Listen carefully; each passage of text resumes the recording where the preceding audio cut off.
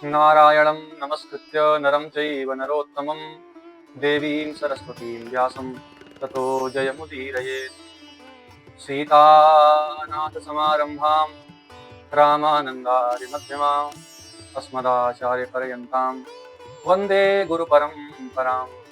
भक्ति भगवंत गुरु चतुर्नाम बपुएक, तिनके पद वंदन किए नासहि विघ्न अनेक।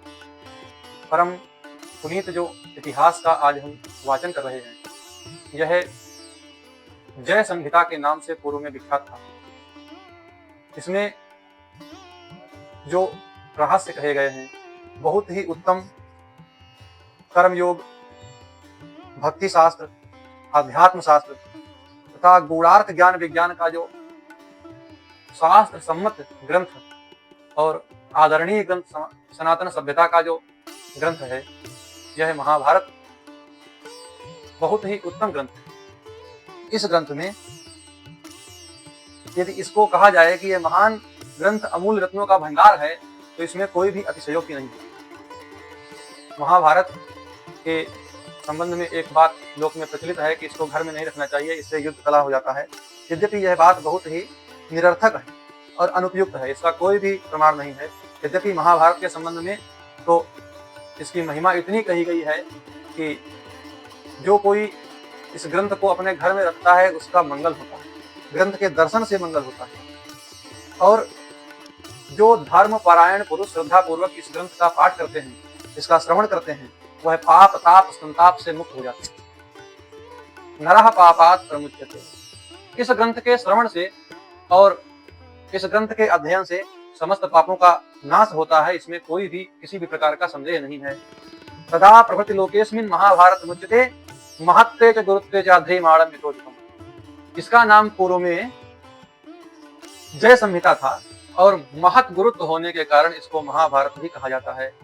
सदीर्घमायो कीर्तिं च स्वर्गतिं चाप्नुयान् नरः एकश्चतुरो वेदान् भारतं चेतदेकतः। जो प्राचीन काल में सब देवताओं ने इसकी तुलना की तो यह ग्रंथ सभी शास्त्रों से श्रेष्ठ प्राप्त हुआ और यह गुरुत्व होने के कारण इसको महाभारत भी कहा गया। महाभारत का जो अध्ययन करते हैं तो महाभारत के अध्ययन के समय, महाभारत के श्रवण के समय अपने चित्त को शुद्ध रखना चाहिए, ऐसा कहते हैं। महाभारत के आरंभ में समंत पंचक क्षेत्र का वर्णन करते हैं। तो यह समंत पंचक क्षेत्र क्या है? तो समंत पंचक क्षेत्र जिस क्षेत्र का वर्णन आरंभ में श्रीमद् भगवत गीता में जिसका स्मरण करते हैं, धर्म क्षेत्रे कुरुक्षेत्रे समवेतायुत्सवः मामकाः पांडवाश्चैव किं कुर्वत संजय। तो जो यहाँ पर धर्म क्षेत्र और कुरुक्षेत्र की बात हुई है, तो यह धर्म क्षेत्र और कुरुक्षेत्र का स्मरण महाभारत के ही आरंभ में समंत पंचक क्षेत्र के नाम से करते हैं। तो यह समंत पंचक क्षेत्र ही धर्म क्षेत्र है। तो जो 88,000 ऋषियों को सूत जी नैमिषारण्य में इस पावन पुराण का श्रवण कराते हैं और कहते हैं कि जो समंत पंचक क्षेत्र है, आप लोग उसका वर्णन पहले सुनिए कि जब त्रेता और द्वापर की संधि का समय था, तो उस समय भृगुवंश में उत्पन्न भगवान परशुराम ने दुष्ट राजाओं का वध किया और इतना वहां पर घोर संग्राम हुआ, इतने राजाओं का उन्होंने वध किया था कि वहां पर 5 कुंड बन गए थे रक्त के। तो वहां पर क्रोध में आकर के सतेषु रुधिराम भासु हृदयेषु क्रोध मूर्छिता। सतेषु रुधिराम भासु हृदयेषु क्रोध मूर्छिता पितॄन् संतर्पयामास रुधिरेणेति न सुतम्। तो हमने ऐसा सुना है कि भगवान परशुराम ने उन्हीं जो कुंड में वहां पर बन गए थे, जो कुंड में रक्त था, उस रक्त से अपने पितरों का तर्पण किया था।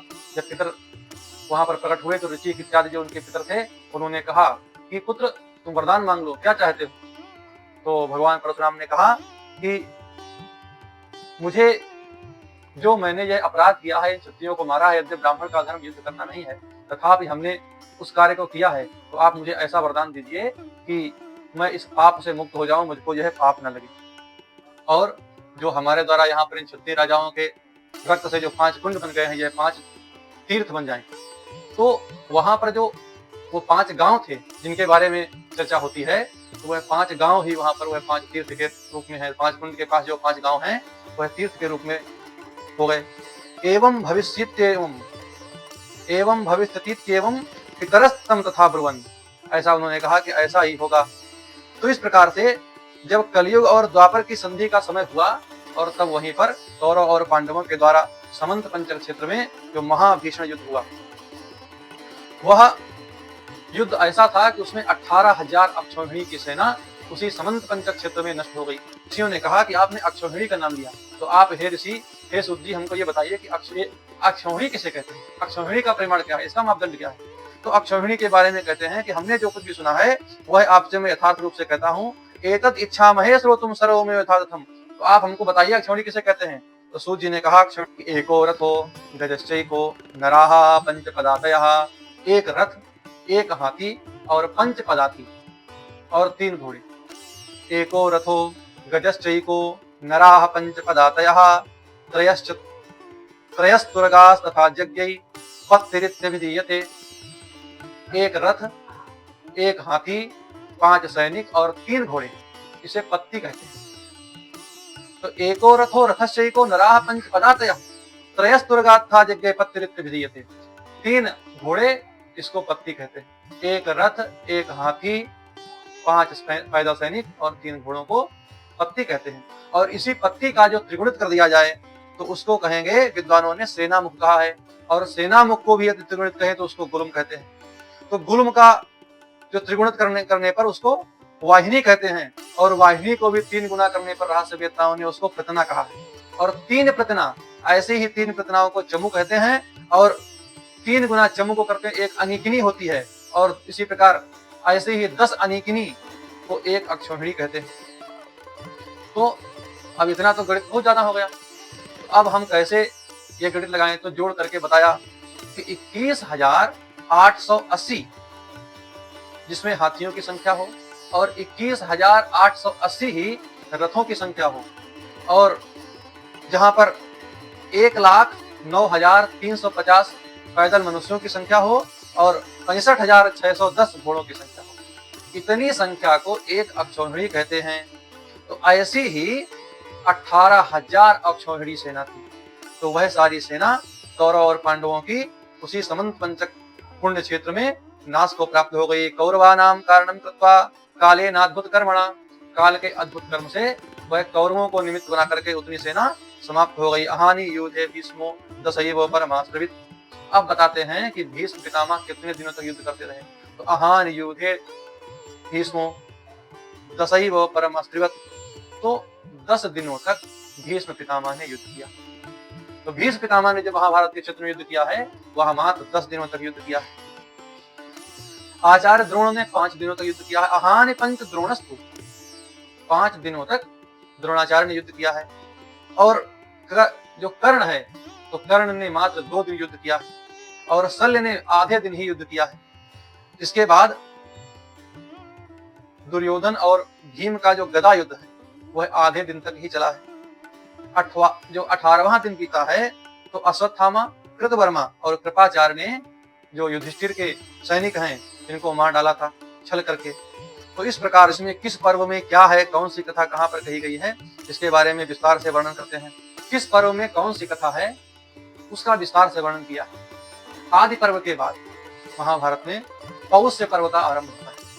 तो पौष्य पर्व में जो परीक्षित के पुत्र हैं जन्मेजय, वो कुरुक्षेत्र में दीर्घ काल तक चलने वाले यज्ञ का अनुष्ठान कर रहे थे। तो अनुष्ठान करते समय देवताओं की जो कुटिया है, शर्मा नाम की देवताओं की कुटिया है, और उस कुटिया का जो पुत्र है उसका नाम है सारमेय। तो वह सारमेय जहाँ पर जन्मेजय यज्ञ कर रहे थे वहां पर आया। तो जन्मेजय के भाइयों ने उस सारमेय को अकारण ही मार दिया। अब वह रोते हुए अपनी माँ के पास पहुंच गया, और माता उससे बार बार पूछती है कि पुत्र तुम क्यों रो रहे हो। तम माता रुरुई हमाड़म उवाच किम रोदसी केनस्त भीति, तुम्हारा किसने अप्रिय किया है, तुमको किसने मारा है, तुम क्यों रो रहे हो। इस प्रकार जब माता ने बार बार पूछा तो बोला यज्ञ में गया था, वहां पर जन्मेजय के भाइयों ने मुझे मारा। तो शर्मा ने कहा तुमने निश्चित रूप से वहां पर कुछ गलत किया होगा, यज्ञ शाला में घुसे हो गए, या फिर वहां तुमने किसी वस्तु को छुआ होगा इसलिए तुम मारे गए। तो उस सारमेय ने कहा नहीं, मैंने किसी भी प्रकार का उनका कोई भी अपराध नहीं किया है, तब भी उन्होंने मुझे निरपराध मारा। अब वह बहुत ही दुखी हुई और क्रोधित भी हुई और वह जन्मेजय के उसी सभा सत्र में आई और उसने जहाँ पर वह सभी अनुष्ठान कर रहे थे, यज्ञ कर रहे थे, तो उसने क्रोध पूर्वक उनसे पूछा, सातया क्रुद्धया तत्प्रोक्तम में क्रोधो न किंचित अपराधति नावेक्षते हविंसी नवलेटी किमर्थम अभेदयति। तुमने इसे क्यों मारा, इसका क्या अपराध था, इसने कौन सा अपराध किया है। तो इस प्रकार जब वह पूछने लगी, जब ये लोग कोई उत्तर नहीं दे पाए, तो उसने श्राप दिया कि तुमको निश्चित रूप से ही बहुत जल्दी तुम्हारे ऊपर कोई आपत्ति आ जाएगी। न किंचित उक्तवन्तस्ते सातानुवाचो भयम आगमिष्यति। तुम्हारे ऊपर निश्चित रूप से बहुत जल्दी कोई संकट आने वाला है, तुम्हारे ऊपर कोई संकट आ जाएगी। इस प्रकार उस कुतिया ने जन्मेजय के भाइयों सहित जन्मेजय को श्राप दे दिया। जन्मेजय एवं मुक्तो देव शून्या शर्मया भसम संभ्रांतो विषण्णस्यासीत्। तो इस बात को सुनकर के वे सभी वहां पर घबरा गए और दुखी भी हो गए। यज्ञ का उन्होंने जल्दी ही समाप्ति की और अपने राज्य को लौटाए और अपने लिए किसी योग्य पुरोहित की खोज करने लगे, जिससे कोई पुरोहित मुझे ऐसा मिले जो शर्मा के द्वारा जो दिया हुआ श्राप है, उस श्राप रूपी कृत्या का कोई पुरोहित ऐसा मिले जो नाश कर दे। ऐसे किसी पुरोहित की जन्मेजय खोज करने लग गए। और एक दिन जन्मेजय शिकार खेलने के लिए वन में गए हुए थे। तो शिकार खेलने के लिए जब वे वन में गए थे, तो वहां पर एक आश्रम देखा। उस आश्रम में एक ऋषि तपस्या कर रहे थे। यद्यपि वह आश्रम उनके ही राज्य में था, तो उन्होंने आश्रम में जाकर देखा, तो वहां पर श्रुतश्रवा नाम के एक ऋषि तपस्या कर रहे थे और श्रुतश्रवा का पुत्र था सोमश्रवा। श्रुतश्रवा और सोमश्रवा दोनों बहुत ही तपस्वी थे, पिता पुत्र होने के कारण। जब परीक्षित कुमार जन्मेजय ने जाकर के श्रुतश्रवा से निवेदन किया कि मैं आपके पुत्र सोमश्रवा को अपने पुरोहित के रूप में नियुक्त करना चाहता हूं और उनका पुरोहित के रूप में वर्ण करना चाहता हूं, तो महर्षि ने नमस्कार करके, राजा ने महर्षि को नमस्कार करके कहा कि भगवान, यह पुत्र जो सोमश्रवा है, यह निश्चित रूप से आपके पुरोहित होंगे। पुत्रो मो पुरोहितो भविष्यति इति। तो मेरा पुत्र जो है आपका पुरोहित होगा। स एव मुक्ता प्रत्युवाच जन्मेजयं भो जन्मेजय पुत्रोऽयं सर्प्यां जातो महातपस्वी स्वाध्याय संपन्नो मत्तोपि वीर संभृतो मच्छुक्रम पीतवत्याः तस्याः कुक्षौ जाता। जो मेरा पुत्र है यह एक सर्पिणी से उत्पन्न है और बड़ा तपस्वी है। एक समय एक सर्पिणी ने मेरा वीरपान कर लिया था, उसी के पेट से इसका जन्म हुआ है और यह तुम्हारी संपूर्ण पाप कृत्याओं को भस्म करने वाला है, किंतु यह केवल शंकर की कृत्या को नष्ट नहीं कर सकता है और इसके लिए कुछ भी दुर्लभ नहीं। किंतु इसका गुप्त नियम यह है, यदि कोई ब्राह्मण इसके पास आकर के किसी वस्तु की याचना करता है तो यह उसको देने में थोड़ा भी संकोच नहीं करता है। इतना यह उदार है। यदि तुम इस उदारता को सहन कर सको तो इसे ले जाओ। तो जन्मेजय ने कहा कि इनकी रुचि के अनुसार ही सब कुछ होगा और उनको लेकर के वे आए और अपने भाइयों से कहा कि आज से जो कुछ भी ये कहेंगे वैसा ही हम सभी को करना है। और इसका इतना कह करके वह तक्षशिला को जीतने के लिए चले गए और उस प्रदेश को जाकर के अपने अधिकार में कर लिया। अब इसके बाद गुरु आज्ञा, गुरु की सेवा कैसे होती है, इस विषय को कहा जा रहा है। जब जन्मेजय उन सोमश्रवा को लेकर के आए और बाद में तक्षशिला जीतने के लिए गए, उसी समय एक ऋषि थे, आयोध धौम्य नामक ऋषि थे, जिनके 3 शिष्य हुए। तो इनके 3 शिष्यों में जो उपमन्यु, आरुणि और वेद, यह 3 इनके शिष्य हुए। शिष्यास्त्रयो बभूवुः उपमन्यु आरुणि वेदस्येति। तो उपमन्यु, आरुणि और वेद। एक दिन आचार्य ने अपने एक शिष्य पांचाल देशवासी आरुणि को अपने खेत पर भेजा और खेत पर भेज करके कहा कि जाओ, वहां पर यदि खेत में कोई मेढ़ की क्यारी टूट गई हो तो तुम उसको बांध देना।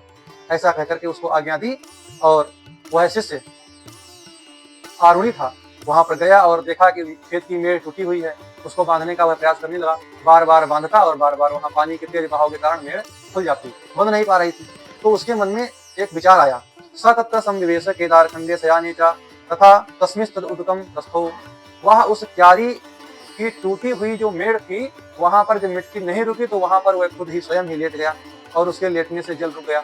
और यहाँ गुरुकुल में बहुत समय बीत गया, शाम हो गई, अभी तक आदमी लौट करके जब नहीं आया तो गुरुजी को बहुत चिंता हुई। उन्होंने पूछा, भाई आरुणि कहाँ है? तो शिष्यों ने बताया कि आपने तो उसको खेत पर भेजा था। तो गुरुजी ने कहा, बहुत विलम्ब हो गया है, हमको देखने चलना चाहिए, वहां पर कहाँ है? तो जब वहां गुरुजी गए तो वहां उन्हें कहीं आरुणि दिखाई नहीं दिया। गुरुजी ने बहुत जोर जोर से आवाज लगा करके उसको बुलाया, भू आरुणे पांचाल्य क्वासी वत्स एह इति, भू आरुणि तुम कहाँ हो? वो क्योंकि वह पांचाल देश का रहने वाला था, इसलिए उसे आरुणि पांचाल भी कहते हैं। तो वो आरुणि पांचाल, तो हे आरुणि पांचाल देश के आरुणि, तुम कहाँ पर हो? जल्दी से यहाँ आओ। तो गुरुजी के ऐसा बुलाने पर वह शिष्य शीघ्र ही उठ खड़ा हुआ और गुरुजी के पास में आकर के चरणों में प्रणाम करके खड़ा हो गया। और उसने कहा, हे गुरुदेव, मैं आपका कौन सा प्रिय कार्य करूं? तो जब आरुणि ने ऐसा कहा तो गुरुदेव ने कहा कि तुम क्यारी के मेढ़ को विदीर्ण करके उठ खड़े हुए हो, इसलिए तुम्हारा नाम उद्दालक होगा। तो अतः इस उद्दालन कर्म के कारण तुम्हारा नाम उद्दालक होगा। ऐसा कहकर उपाध्याय आरुणि को आशीर्वाद दिए और उसको अनुग्रहित किया। और गुरुजी ने आशीर्वाद भी दिया कि तुमने मेरी आज्ञा का पालन किया। सर्वे च ते वेदाः प्रतिभास्यन्ति सर्वाणि धर्मशास्त्राणि, तुम्हारे अंदर समस्त वेदों का प्रकाश हो जाएगा, सभी धर्मशास्त्र तुम्हारे अंदर प्रकट हो जाएंगे। तो गुरुजी ने उसको आशीर्वाद भी दे दिया और कहा कि तुम्हारे अंदर संपूर्ण शास्त्र प्रतिष्ठित हो जाएंगे। इस प्रकार गुरुदेव से आशीर्वाद प्राप्त कर वह अपने देश को चला गया। इन्हीं आयोध धौम्य का दूसरा शिष्य था उपमन्यु। तो उपमन्यु के परीक्षा की जब बारी आई तो गुरुजी बोले कि उपमन्यु तुम जाओ गौओं की सेवा करो। तो उपमन्यु वन में जाते और गौओं की सेवा करते, दिन भर गाय चराते, शाम को आते गुरुदेव की आज्ञा का पालन करते। तो इस प्रकार नित्य गौ पालन करते, क्योंकि गुरुजी ने उनको गौ पालन की आज्ञा दी थी। तो एक दिन गुरुजी ने देखा कि उपमन्यु तो बहुत मोटा ताजा है। तो पूछा गुरुजी ने कि तुम खाते क्या हो? तो उपमन्यु ने कहा, मैं भिक्षा लाता हूँ और भिक्षा करके खा लेता हूँ। गुरुजी ने कहा, बहुत गलत बात है, तुमको भिक्षा तो गुरुजी को समर्पित करनी चाहिए, तुमको भिक्षा तो मुझे देनी चाहिए, तो भिक्षा तुम खा जाते हो, तुमको ऐसा नहीं करना चाहिए। तो उस दिन से वह अपने गुरु को भिक्षा समर्पित करने लगा। एक दिन फिर से देखा कि तुम तो वैसे ही मोटे ताजे हो, क्या खाते हो? तो उसने कहा, मैं भिक्षा मांग करके लाता हूँ, आपको दे देता हूँ, और दोबारा फिर से भिक्षा मांग लेता हूँ, उसको मैं खा लेता हूँ। तो गुरु ने कहा, तुम गृहस्थों के ऊपर अन्याय करते हो, तुमको केवल एक बार ही भिक्षा मांगनी चाहिए। तो उसने वैसा ही किया, वो भिक्षा नहीं मांगता, एक बार भिक्षा मांग करके अर्पित करता और अब वो भिक्षा नहीं मांगने लगा, एक बार ही भिक्षा लेता। फिर एक बार देखा, गुरुजी ने उसको पूछा, तुम कितने मोटे ताजे हो, क्या करते हो, क्या खाते हो? तो उसने कहा, मैं गौओं का दूध पी लेता हूँ। तो गुरुजी ने कहा, नहीं, दूध तुमको नहीं पीना चाहिए, उस पर तो बछड़ों का अधिकार है, दूध तुमको क्यों पीते हो? तो इस प्रकार कुछ समय बीतने पर फिर गुरुजी ने पूछा कि तुम भिक्षा भी नहीं करते हो, तुम भिक्षा भी ग्रहण नहीं करते हो, तुम गौओं का दूध भी नहीं पीते हो, तुम दोबारा भिक्षा भी नहीं मांगते हो, और तब भी तुम इतने हृष्ट पुष्ट कैसे हो? तो गुरुजी से वह उपमन्यु बोला कि जो बछड़े दूध पीते हैं, जो उनसे झाग निकलती है, उसी झाग को मैं पी लेता हूँ। तो गुरुजी ने कहा, देखो बछड़े तो दयालु हैं, वह दया करके तुम्हारे लिए झाग छोड़ देते हैं, तुमको वह झाग भी नहीं पीनी चाहिए। तो इस प्रकार अब वह भिक्षा भी नहीं पाता है, दूध भी नहीं पीता है, झाग भी नहीं पीता है, कुछ खाता पीता नहीं है। तो एक दिन वह भूख प्यास से व्याकुल हो गया और उसने आक के पत्तों को खा लिया। और आक के पत्ते जो होते हैं तो वह कड़वे होते हैं, रूखे होते हैं, तीखे होते हैं, खारे होते हैं। उनका परिणाम ऐसा होता है कि वह पेट के अंदर जाकर के अग्नि ज्वाला से उठा देते हैं। जब उसने आक के पत्तों को खा लिया तो उपमन्यु के पेट में बहुत अग्नि उत्पन्न होने लग गई और अग्नि के तेज होने से उसकी आंखों की जो ज्योति थी वह ही नष्ट हो गई। ज्योति के नष्ट होने से वह किसी कुएं में जाकर के गिर पड़ा और शाम तक जब आश्रम को नहीं पहुंचा तो गुरुजी ने को चिंता हुई, लगता है कि मैंने उसका सब प्रकार से भोजन बंद कर दिया है, तो वह अब मुझसे गुस्सा हो गया है और इसीलिए वह यहाँ नहीं आया, हमको उसे देखने चलना चाहिए। जब वन में देखने के लिए गए तो वहां पर उनको उपमन्यु नहीं दिखाई दी। उन्होंने बहुत जोर जोर से आवाज लगाई और पूछा कि वक्त तुम कहाँ गए हो? तो उसने कहा, गुरुदेव मैं यहाँ कुएं में हूँ और मुझे कुछ दिखाई नहीं दे रहा है। तो गुरुजी ने कहा कि तुम्हारी आंखों की रोशनी कैसे चली गई? तो उसने कहा, मैं आक के पत्तों को खा करके अंधा हो गया हूँ, इसीलिए कुएं में गिर पड़ा हूँ। तो गुरुजी ने कहा कि तुम अश्विनी कुमारों की उपासना करो, अश्विनी कुमारों का स्तवन करो, जिससे तुमको दिव्य ज्योति प्राप्त हो जाएगी। तो उपमन्यु ने अश्विनी कुमार नामक दोनों देवताओं की ऋग्वेद के मंत्रों द्वारा स्तुति प्रारंभ कर दी। वे अंत में कहा, स्तोतुं न शक्नोमि गुणैर्भवन्तो चक्षुर्विहीनः पतिसम्प्रमोहः दुर्गेऽस्मिन् दुर्गेऽहमस्मिन् पतितोऽस्मि कूपे युवां शरण्यो शरणं प्रपद्ये युवां शरण्यो शरणं प्रपद्ये। अश्विनी कुमारों, मैं आपके गुणों का बखान करके आप दोनों की स्तुति नहीं कर सकता। इस समय अंधा हो गया हूँ, रास्ता पहचानने में भी भूल हो जाती है, इसलिए इस दुर्गम कृपा कूप में गिर पड़ा हूँ। आप दोनों शरणागत वत्सल देवता हैं, अतः आपकी मैं शरण लेता हूँ। इस प्रकार जब उपमन्यु ने अश्विनी कुमारों का स्तवन किया तो अश्विनी कुमार वहां पर आए और बोले कि उपमन्यु, हम तुम्हारे ऊपर बहुत प्रसन्न हैं। देखो, तुम्हारे खाने के लिए यह एक कुआ है, तुम इसे खा लो। ऐसा जब उपमन्यु से अश्विनी कुमारों ने कहा तो उसने कहा, देखिए, शिष्य का नियम होता है कि उसे जो कुछ भी प्राप्त हो वह गुरु को अर्पित करे। मेरा कर्तव्य है कि मैं गुरु को बिना अर्पित किए कुछ न खाऊं, इसलिए मैं इस कुएं को गुरु जी को अर्पित करूंगा। यदि वह मुझे देंगे तो मैं खाऊंगा, नहीं तो मैं नहीं खाऊंगा। तो अश्विनी कुमार बोले कि वत्स, पहले तुम्हारे उपाध्याय ने भी हमारी इसी प्रकार स्तुति की थी। उस समय हमने उन्हें जो पुआ दिया था उसे उन्होंने अपने गुरु को निवेदित किए बिना ही खा लिया था। तुम्हारे उपाध्याय ने जैसा किया है वैसा ही तुम भी करो। जब अश्विनी कुमारों ने उपमन्यु से ऐसा कहा तो उपमन्यु ने उत्तर दिया कि इसके लिए तो आप दोनों अश्विनी कुमारों की मैं बड़ी अनुनय विनय करता हूँ कि गुरु जी को निवेदन किए बिना मैं इस कुएं को नहीं खा सकता हूँ। तम अश्विना वाहतु प्रीतो स्वस्थवानया गुरु भक्तया उपाध्याय सते काष्णाय साधनता भवतोपि हिरण्मया दंता भविष्यन्ति और चक्षुष्मास्ते भविष्यति थी। तो मैं अश्विनी कुमारों ने कहा कि तुम्हारी इस गुरु भक्ति से हम प्रसन्न हुए। तुम्हारे उपाध्याय के दांत लोहे के समान और तुम्हारे जो दांत हैं वह स्वर्ण के समान हो जाएंगे। तुम्हारी नेत्र की ज्योति भी ठीक हो जाएगी और तुम कल्याण के भागी होगे। इस प्रकार आशीर्वाद अश्विनी कुमारों ने उपमन्यु को दिया और उपाध्याय के पास में आकर के उपमन्यु ने प्रणाम किया और अपने गुरु से सब बातें कही जो अश्विनी कुमार और उसके बीच में घटित हुई थी। गुरु जी ने उपमन्यु को आशीर्वाद दिया कि सर्वे चते वेदाः प्रतिभासन्ति सर्वाणि धर्मशास्त्राणि। वही आशीर्वाद जो आरुणि को दिया था वही उपमन्यु को भी दिया कि तुम्हारे अंदर भी सभी वेद सभी धर्मशास्त्र प्रकट हो जाएंगे। इस प्रकार उपमन्यु की गुरु ने परीक्षा दी। आयोध धौम्य के तीसरे शिष्य थे वेद। उन्हें आचार्य ने आज्ञा दी, वत्स वेद, तुम कुछ काल तक यहाँ मेरे घर में निवास करो, सदा शुश्रूषा में लगे रहना, इससे तुम्हारा कल्याण होगा। वेद ने गुरु की बात को स्वीकार की और बहुत अच्छा कहकर गुरुदेव की सेवा में लग गए। दीर्घ काल तक गुरु की सेवा में जो वेद थे वे लगे रहे। गुरु जी उन्हें बैल की तरह सदा अपने भारी बोझ ढोने में लगाए रखते थे और वेद सर्दी गर्मी भूख प्यास कष्ट का सहन करते हुए सभी अवस्थाओं में गुरु के अनुकूल ही रहते। इस प्रकार जब बहुत समय बीत गया तब गुरु जी उन पर पूर्णतः संतुष्ट हुए और तत्परितोषाच श्रेया सर्वज्ञताम चावाहो ऐसा तस्यापि परीक्षा वेदस्य। यह वेद की परीक्षा ही थी। तो गुरुदेव ने उनको आशीर्वाद दिया और गुरु के आशीर्वाद से वेद ने भी अपने दोनों गुरु भाइयों की भांति संपूर्ण वेद वेदांग शास्त्र उपनिषद इत्यादि का साक्षात्कार कर लिया। उनके हृदय में अपने दोनों गुरु भाइयों की भांति ज्ञान प्रकट हो गए। अब गुरु जी की आज्ञा लेकर के वेद समावर्तन संस्कार के बाद स्नातक होकर अपने घर वापस लौटे और घर में आकर के गृहस्थ आश्रम में प्रवेश किया और अब अपने घर पर ही वह आचार्य वेद शिष्यों को पढ़ाने लगे।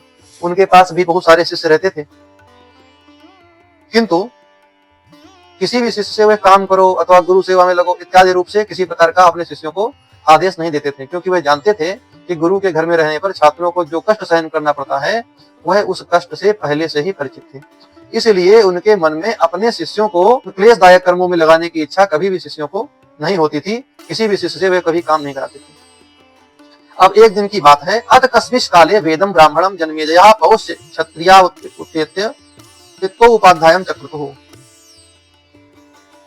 एक बार जन्मेजय और पौष्य नाम वाले दो क्षत्रियों ने भी उनका वर्ण किया। तो इस प्रकार उनका जो छात्रों के प्रति व्यवहार था और उनका जो अध्ययन अध्यापन था सुचारू रूप से चल रहा था। एक समय उनको किसी यजमान के कार्य से अपने आश्रम से बाहर जाना हुआ। तो गुरु जो वेद थे, यह वेद अपने अन्य शिष्यों को समझा करके और सबको यथोचित कार्यों में नियुक्त करके अपने उत्तंग नाम वाले शिष्य से बोले कि तुम अग्निहोत्र आदि के कार्य में नियुक्त रहना, तुम्हारा काम है यहाँ पर अग्निहोत्र करना, तुम अग्निहोत्र करना और हमारे यहाँ आश्रम पर हमारे घर में हमारे बिना जिस वस्तु की भी आवश्यकता हो कमी हो तुम उसकी पूर्ति करना, ऐसी मेरी आज्ञा है, ऐसी मेरी इच्छा है। और उत्तंग को इस प्रकार का आदेश देकर के आचार्य वेद बाहर चले गए। उत्तंग गुरु की आज्ञा का पालन करते हुए सेवा परायण हो गुरु के घर में रहने लग गए और उत्तंग वहां पर सभी का प्रिय करते। अब यह आचार्य वेद ने उत्तंग की परीक्षा ही ली थी। परीक्षा का उद्देश्य कुछ ऐसा ही था उनका। तो एक दिन जो वहां बहुत सारी उनके घर में जो स्त्रियां थीं, उन स्त्रियों ने उन उत्तंग को बुलाया और कहा कि तुम्हारी जो गुरु पत्नी है उपाध्यायानी ते ऋतुमती उपाध्यायस्य प्रेषितोस्याः तो यथा अयम ऋतुवंध्यो न भवति तथा क्रेताम ऐसा विषीदती थी। तो कहा कि तुम्हारी जो गुरुपत्नी है वह रजस्वला है और उपाध्याय परदेश गए हुए हैं, उनका ऋतुकाल जो है यह व्यर्थ न हो, निष्फल न हो, तुम वैसा करो। इसके लिए तुम्हारी जो गुरुपत्नी है बहुत चिंता में है, तुम उनका प्रिय करो। तो यह सुनकर उत्तंग ने कहा कि मैं स्त्रियों के कहने से यह अयोग्य निंदित कर्म नहीं कर सकता। उपाध्याय ने, हमारे आचार्य ने हमको ऐसी आज्ञा नहीं दी है।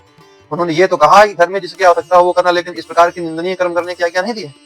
तो जब कुछ समय बीतने के बाद जब वेद पुनः आए और उनको अपने शिष्य उत्तंग की इस दृढ़ निष्ठा और धर्म श्रद्धा का जब वृत्तांत ज्ञात हुआ तो बहुत प्रसन्न हुए। सातु तद्वृत्तम तस्य शेषम उपलब्ध प्रीतमान भूत। तो इससे वह बहुत प्रसन्न हुए। उवाच एनम वत्स उत्तंग किमते प्रियम करवाणी थी। कहा कि बताओ बेटा उत्तंग, तुम्हारा मैं कौन सा प्रिय कार्य करूं? तुमने धर्म पूर्वक मेरी सेवा की है, इससे हम दोनों की एक दूसरे की प्रीति बहुत बढ़ गई है। अब मैं तुमको आज्ञा देता हूं कि तुम अपने घर लौट जाओ, तुम्हारी सभी कामनाएं पूर्ण हो। जब उत्तंग से उनके गुरु ने ऐसा कहा तो उत्तंग ने कहा कि हे गुरुदेव, मैं आपका कौन सा प्रिय करूं? मेरी विद्या पूर्ण हो गई है, मैं घर जा रहा हूं। और शास्त्र का नियम ऐसा है कि जो आचार्य उपदेश करता है और तो उसको कुछ गुरु दक्षिणा देनी होती है। आपकी आज्ञा यदि हो तो मैं कुछ दक्षिणा भेंट करना चाहता हूँ। जब उत्तंग के ऐसा कहने पर उपाध्याय बोले, बेटा उत्तंग, तब कुछ दिन तुम यहीं रहो। फिर उपाध्याय के कहने पर उत्तंग उनके आश्रम पर ही रहे।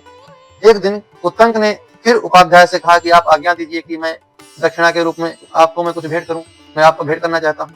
ये सुनकर उपाध्याय ने कहा कि वत्स, तुम बार बार मुझसे कहते हो कि मैं गुरु दक्षिणा में क्या दूं, अतः एक काम करो, तुम घर के अंदर जाओ और अपने गुरु माता से पूछ लो, मैं दक्षिणा में क्या दूं, ये बात उन्हीं से पूछ लो, जो वे बतावें उन्हें वही वस्तु भेंट कर दो। उपाध्याय के ऐसा कहने पर उत्तंग ने गुरु पत्नी से पूछा, देवी, उपाध्याय ने मुझे घर जाने की आज्ञा दी है और मैं आपको कोई अभीष्ट वस्तु गुरु दक्षिणा के रूप में भेंट करके गुरु के ऋण से उऋण होना चाहता हूँ। आप आज्ञा दे, मैं गुरु दक्षिणा के रूप में आपको कौन सी वस्तु ला करके दूं? तो उत्तंग के ऐसा कहने पर गुरुपत्नी उसे बोली कि वत्स, तुम राजा पौष्य के यहाँ जो उनकी पत्नी है, उनके जो दोनों कुंडल उन्होंने जो पहन रखे हैं वो मांग करके ले आओ। अब यहाँ जो चर्चा है यह बहुत सावधानी पूर्वक सुनने की यहाँ पर आवश्यकता है। कहा कि आप जाकर के दोनों कुंडल उनके लेकर के आओ। सयो मुक्तो उपाध्यायानी तम उत्तंकम प्रत्युवाच गच्छ पौष्यम प्रति राजानम कुंडले वीक्षितुम तत्क्षत्रिया निनद्धे। जो उन्होंने कुंडल पहन रखे हैं वही तुम लेकर के आओ।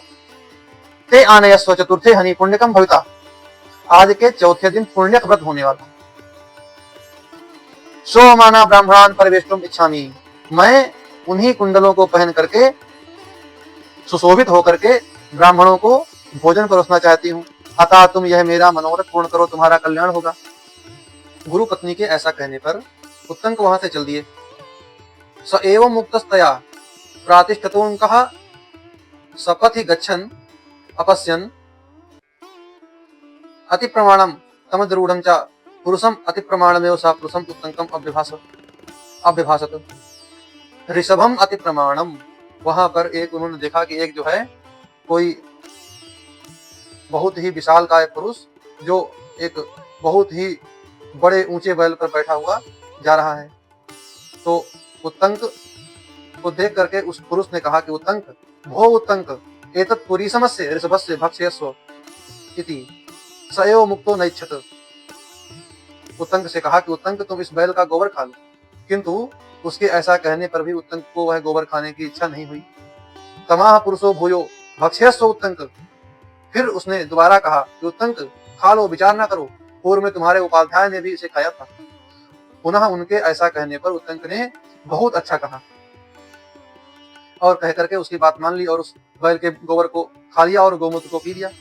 और गोबर गोमूत्र को खा करके पी करके उन्होंने खड़े खड़े ही जल्दी से आचमन कर लिया और चल दिए। जहां पर राजा छत्ते रहते थे, बहुत से राजा रहते थे, वहां पर पहुंच करके उत्तंक ने देखा तो राजा बहुत ऊंचे सिंहासन पर बैठे हुए हैं तब उत्तंक ने उनके समीप जाकर आशीर्वाद से उन्हें प्रसन्न करते हुए कहा कि राजा, मैं आपके पास में याचक बनकर के आया। तो राजा ने उन उत्तंक को प्रणाम करके कहा कि भगवान, मैं आपका सेवक पौष्य हूँ, कहिए किस आज्ञा का पालन करूं। भगवान, पौष्या खलु अहम किम करवाणी थी, मैं आपका सेवक हूँ, मैं आपका क्या करूं बताइए।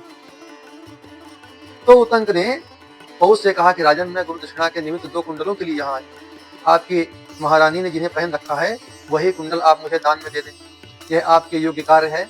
तो राजा ने कहा कि मैं तो कुंडल नहीं दे सकता हूँ, आप रानी के पास जाकर के उनसे ही मांग लीजिए। तो राजा की आज्ञा पाकर के उत्तंक राजमहल में गए और वहां उन्हें कहीं रानी दिखाई ही नहीं पड़ी।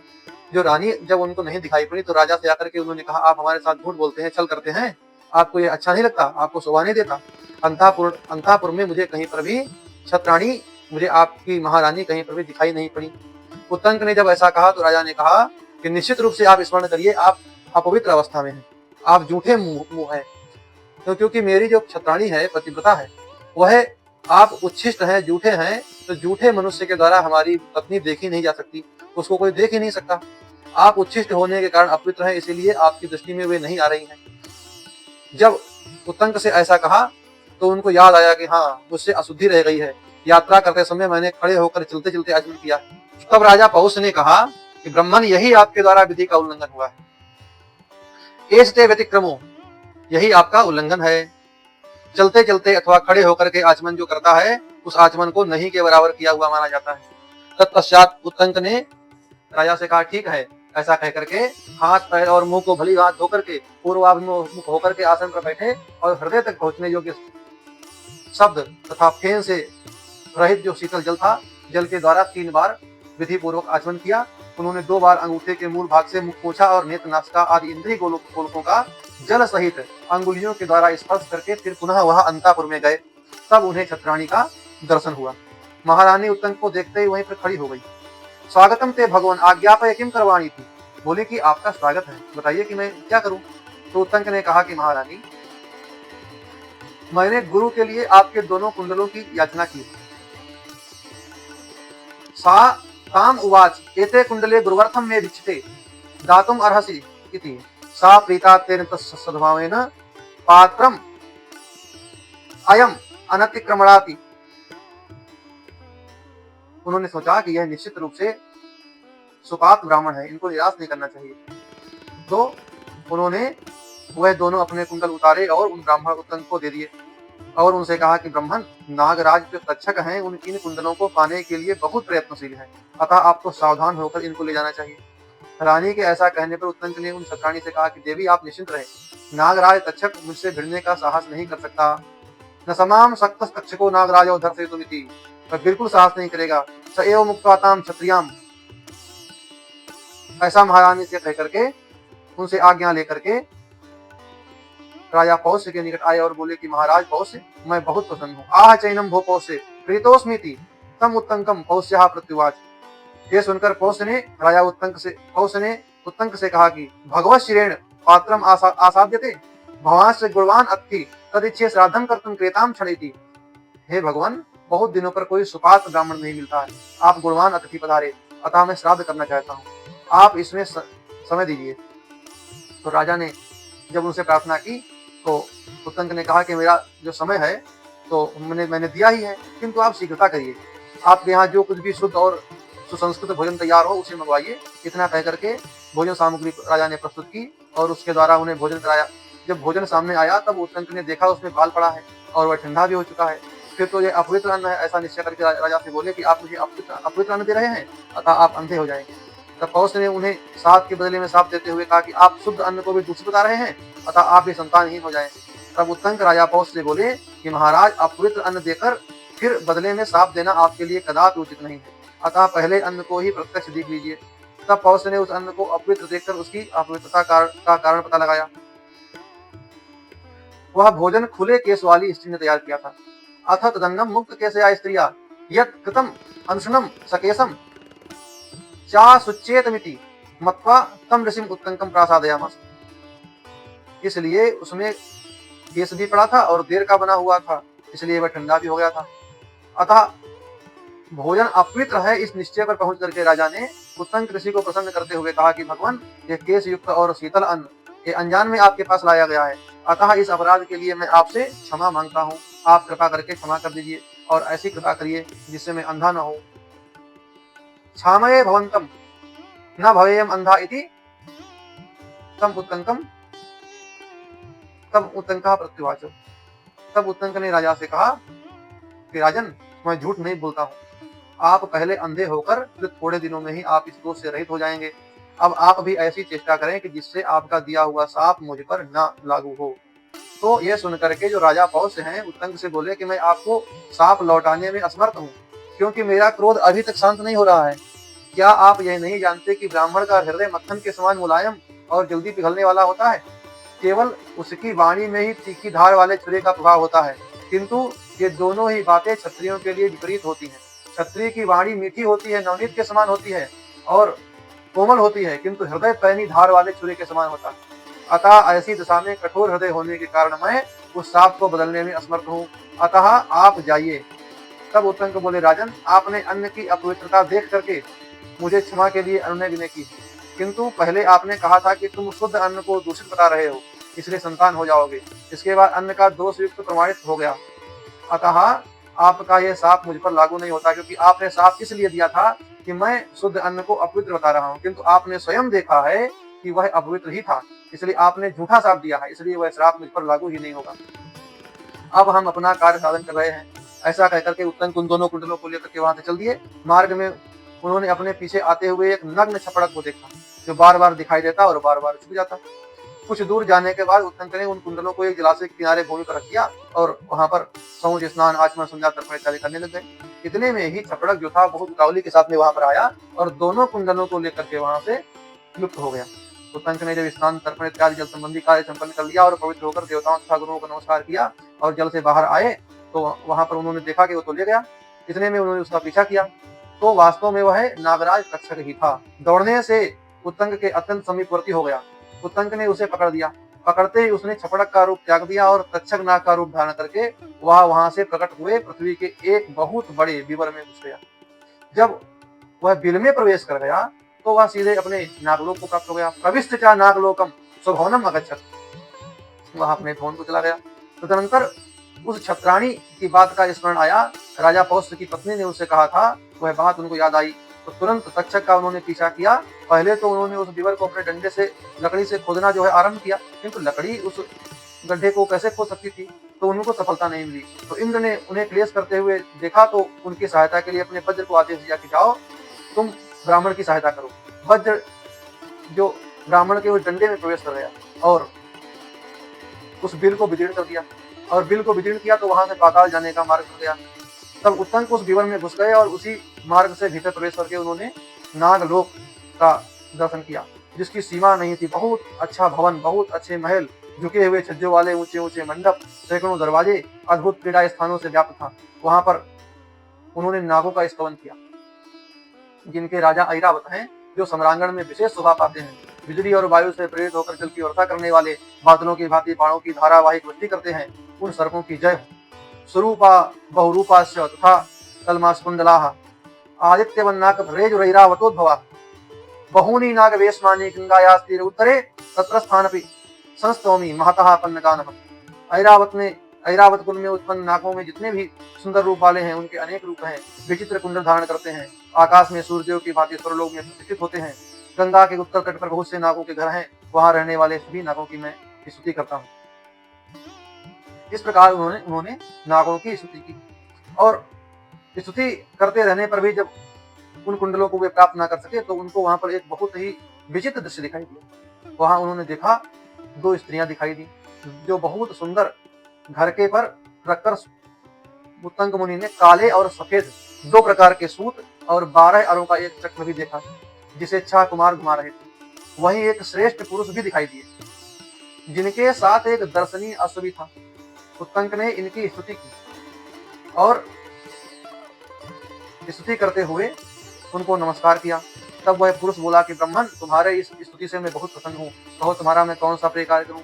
यह सुनकर उत्तंक ने कहा, नागा में वसमीयुरिति सचैनम पुरतः पुनर्वाच एतस्व अश्वम पाने धस्व। उन्होंने कहा कि जितने नाग हैं, वसम ईयुरिति जितने नाग हैं सब मेरे वश में हो जाएं। तो उनके ऐसा कहने पर वह पुरुष बोला, एक काम करिए, आप इस घोड़ा जो आप घोड़े को देख रहे हैं इसके पीछे फूंकिए। ये सुनकर उत्तंक ने घोड़े को जब फूंका तो फूंकने मात्र से ही उसमें से बहुत जितने रोम छिद्र थे उन रोम छिद्रों से घोड़े के धुआं और आग की लपटें निकलने लग गईं। तो इतना धुआं निकला, संपूर्ण नागलोक धुएं से भर गया। तो तक्षक तो घबरा गया और आग की जला के भय से दुखी होकर के वो कुंडल लेकर के आया और उत्तंक से बोला कि आप ये दोनों कुंडल ग्रहण करिए। इमे कुंडले ग्रहण भवानितु सते प्रतिजाग्रहो तंकः प्रतिजग्रहिता कुंडले चिंतयत। कुंडल लेकर के वे सोचने लगे कि अहो, आज ही गुरु पत्नी का पुण्य व्रत है और मैं इतनी दूर चला आया हूँ, ऐसी दशा में किस प्रकार इन कुंडलों द्वारा उनका सत्कार करूंगा। ये सोच करके सोच ही रहे थे और ऐसा जब बोले तो उस पुरुष ने कहा कि उत्तंक, तुम इसी घोड़े पर बैठ जाओ और इस घोड़े पर बैठोगे तुमको बहुत ही शीघ्र आपके उपाध्याय आपके आचार्य के घर में पहुंचा देगा। जैसे ही बैठे तो उस समय तुरंत उपाध्याय के घर पहुंच गए। इधर जो उनकी गुरु पत्नी थी वो स्नान करके बैठी हुई अपने केस संवार रही थी। उत्तंक अब तक नहीं आया, यह विचार सोच करके उन्होंने उस शिष्य को श्राप देने का ही चिंतन किया। जैसे श्राप देने के लिए वो उचित हुई, इतने में उत्तंक उनके पास पहुंच गए और उनको वे दोनों कुंडल दे दिए। तब गुरु पत्नी ने उत्तंक से कहा, तुम ठीक समय पर आ गए, नहीं तो तुमको अकारण ही बिना अपराध के ही तुमको श्राप मिल जाता। तेरा कल्याण उपस्थित है, तुझे सिद्धि प्राप्त हो। तब उत्तंक अपने आचार्य के पास में आए और लौटने का कारण बताया। तब उत्तंक ने उपाध्याय से प्रश्न किया कि भगवान, तक्षक ने इस कार्य में विघ्न डाल दिया था, इसीलिए मैं नागलोक चला गया था। वहीं मैंने दो स्त्रियां देखी जो करघे पर सूत रखकर कपड़ा बुन रही थी। उस करघे में काले और सफेद रंग के सूत लगे थे। ये सब क्या था?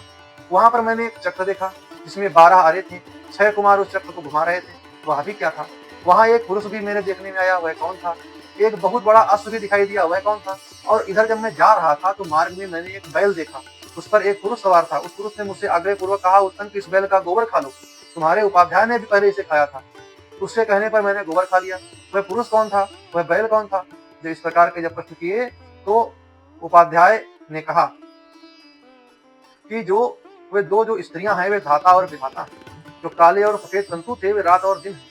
12 अरों से युक्त जो चक्र था वह 12 माह। जो 6 कुमार उसको घुमा रहे थे वे 6 नागलोक में गए और वहां तुम मरे नहीं। वे भगवान इंद्र मेरे सखा हैं, तुम पर कृपा करके उन्होंने यह अनुग्रह किया है। यही कारण है कि तुम दोनों कुंडल लेकर यहाँ फिर से लौट आए हो। अतः अब मैं तुमको आज्ञा देता हूँ, तुम अब घर जाओ, कल्याण के भागी हो। उपाध्याय की आज्ञा पाकर वे घर चले और उनको तक्षक की स्मृति आई। उन्होंने तक्षक पर कुपित होकर के उससे बदला लेने की इच्छा से हस्तिनापुर गए और वहां जन्मेजय से मिले। जन्मेजय ने उनको यथाविधि प्रणाम करके कुशल क्षेम पूछा।